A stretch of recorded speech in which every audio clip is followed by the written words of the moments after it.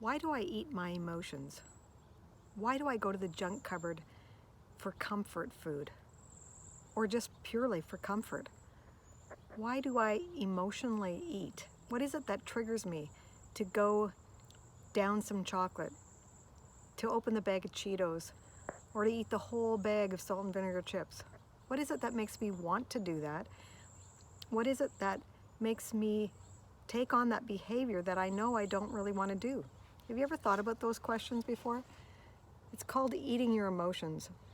And as Christian women and Christian weight loss, in a whole transformational journey where you're trying to be the best version of yourself, why do we still do those things that we know we don't want to do?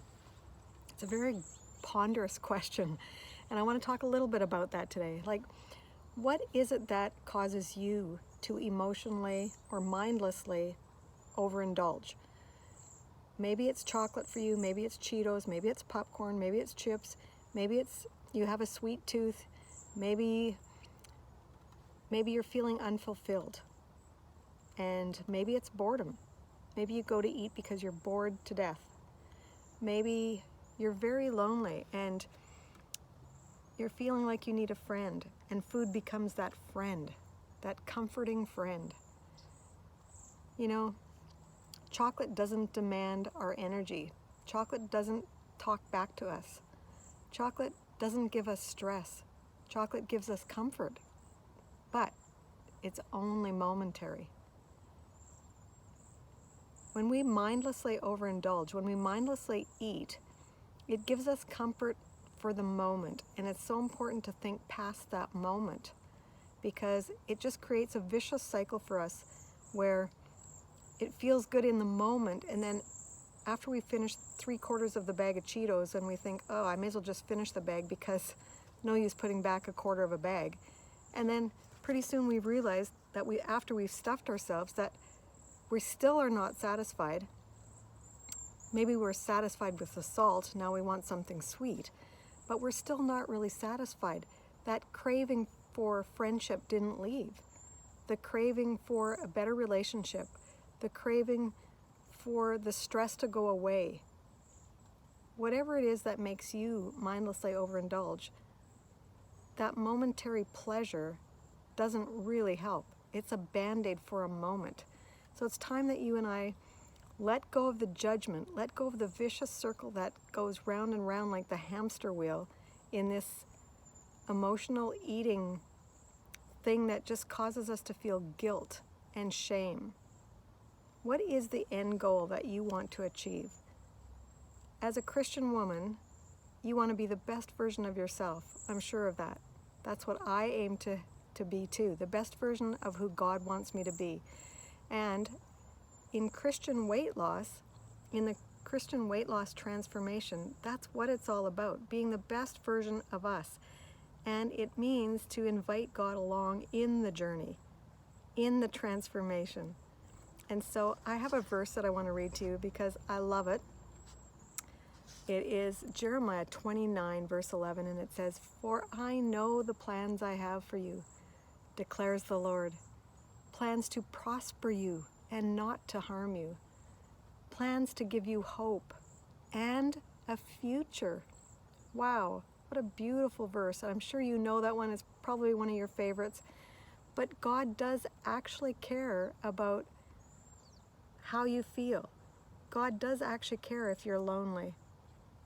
God does actually care if you see yourself not in the best way. When you look in the mirror and you don't like who you see, God knows that. God knows how you feel. God knows your thoughts.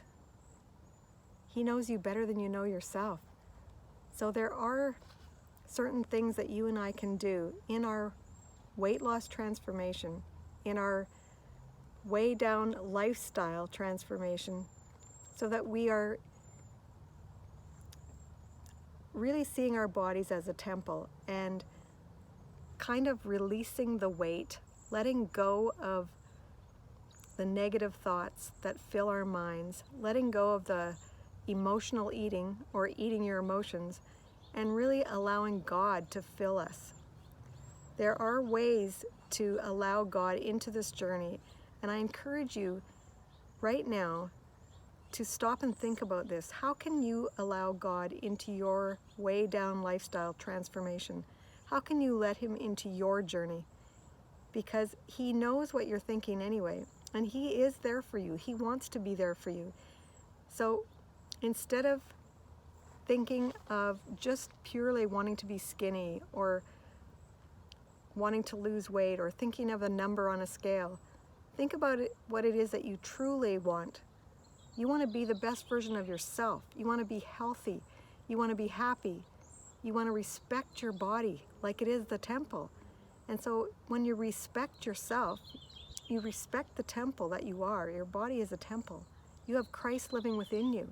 When you respect that, it can help you actually make the decisions and make the better choices each and every time. Give yourself a little grace. Start right now, start today, because God has a plan for your life. He wants you to be the best version of you. He has plans to give you hope and a future. Instead of just dwelling on being thin, dwell on respecting yourself, respecting the temple, and then give it the nourishment that your body needs.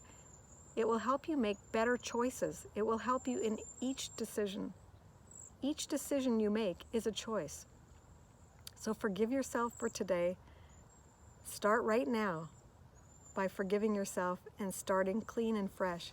Know that God has a plan for your life. Know that he is there with every decision that you're going to make. He's there when you're lonely. He's there when you're stressed out. He's there if you've had a past that needs forgiving.